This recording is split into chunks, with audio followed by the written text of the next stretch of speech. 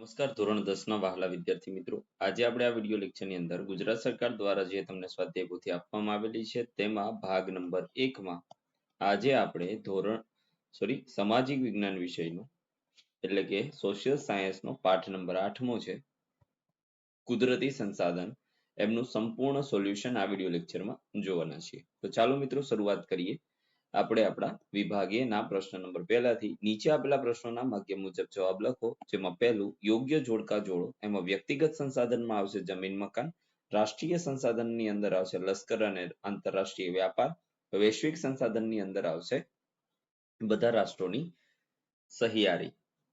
ત્યાર પછી બીજું જે જોડકું છે એમાં સર્વસુલભ સંસાધનની અંદર આવશે ઓક્સિજન, સામાન્ય સુલભ સંસાધનની અંદર આવશે ભૂમિ જમીન, એકલ સંસાધનની અંદર આવશે ક્રાયોલાઇટ અને આ ચોથું છે વિરલ સંસાધન, તો એમાં આવશે સોનું અને યુરેનિયમ. ત્યાર પછી ત્રીજું છે દલદલ જમીનની અંદર આવશે ઈ પીટ પ્રકારની જમીન, કાળી જમીનની અંદર આવશે ડી રેગુન જમીન, રાતી જમીનની અંદર આવશે એ લાલ જમીન અને લેટેરાઇટ જમીનની અંદર આવશે બી પડખાવ જમીન. ત્યાર પછી બ છે નીચેના વિધાનો ખરા છે કે ખોટા તે તમારે જણાવવાના છે. તે પહેલા એક નાનકડી વાત તમને કહી દઉં કે નીચે ડિસ્ક્રિપ્શન બોક્સની અંદર એક પ્લેલિસ્ટ આપેલું છે, ત્યાંથી તમે ભાગ 1 માં આવતા તમામ વિષયોના તમામ પાઠના સોલ્યુશન મેળવી શકો છો. તો અત્યારે જોઈ લેજો. ત્યાર પછી ત્રીજું છે સંરક્ષણ શબ્દનો સીધો અર્થ સંસાધનોની અછત સાથે જોડાયેલો છે, તો ખોટું. ચોથું છે સપાટીનું ઉપલું પડ જેમાં વનસ્પતિ ઉગે છે તેને આપણે જમીન કહીએ તો સાચું. જમીનના પ્રકાર, તેના રંગ, આબોહવા, માતૃખંડ, કણ રચના, ફળદ્રુપતા વગેરેના આધારે પાડવામાં આવેલા છે, તો સાચું. છઠ્ઠું છે જંગલના આચ્છાદનને કારણે તેના મૂળ જમીન કણોને જકડી રાખે છે, તો સાચું. સાતમું ભૂમિ સંરક્ષણ એટલે જમીનનું ધોવાણ રોકી અને જમીનની ગુણવત્તા ઘટાડવી છે, તો ગુણવત્તા ઘટાડવાની નથી વધારવાની છે. જમીનનું ધોવાણ તો બરોબર છે પણ ગુણવત્તા ઘટાડવાની નથી એટલે ખોટું. આઠમું જમીન સંરક્ષણનો સીધો સંબંધ માટી કણોને પોતાના મૂળ જગ્યાએ જાળવી રાખવા સાથે છે, તો સાચી વાત. નવમું પડતર જમીનમાં વૃક્ષોને કાપવા જરૂરી જણાય, તો ખોટું, ઉગાડવા જોઈએ મિત્રો. ક છે વિકલ્પ માંથી ખાલી જગ્યા પહેલું રાતી જમીનમાં ફેરિક ઓક્સાઇડની હાજરીને કારણે તેનો રંગ લાલ બને છે. બીજું લેટેરાઇટ જમીનનું સ્તર પાતળું અને અપરિપક્વ હોય છે. ત્રીજું કાળી જમીન ભીની થાય ત્યારે માખણ જેવી મુલાયમ અને સુકાય ત્યારે સખત બની જાય છે. ચોથું છે કુદરતી સંસાધનો મર્યાદિત છે.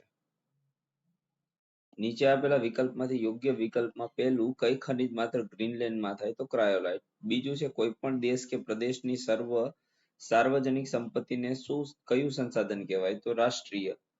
ઓક્સિજન, નાઇટ્રોજન સર્વસુલભ સંસાધન. ચોથું કુદરત, માનવ અને પ્રકૃતિ ત્રણેયની પરસ્પર પ્રક્રિયા દ્વારા સંસાધન બને છે. પાંચમું છે કાપની જમીન ભારતમાં કુલ કેટલા ટકા છે, તો 43%. છઠ્ઠું હિમાલયમાં શંકુદ્રુમ જંગલમાં 3000 મીટર થી 3100 મીટર ઊંચાઈ પર કઈ જમીન આવેલ છે, તો જંગલ પ્રકારની.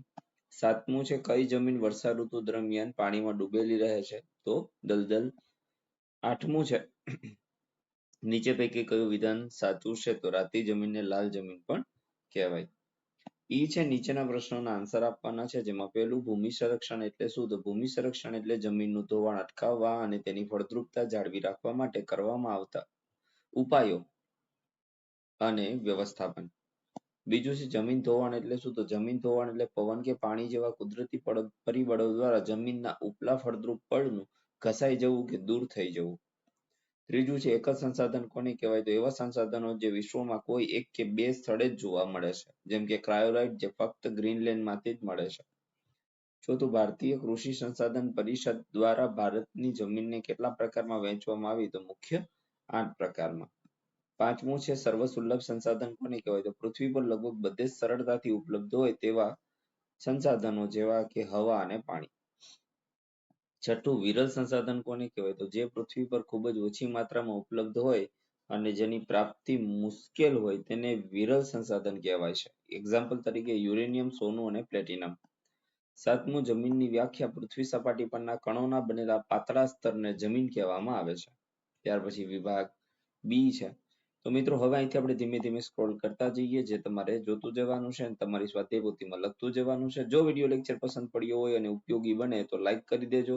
સાથે સાથે આપણી ચેનલને સબસ્ક્રાઇબ પણ કરી દેજો. તો ચાલો મિત્રો હવે લખતા જાઓ અને જોતા જાઓ.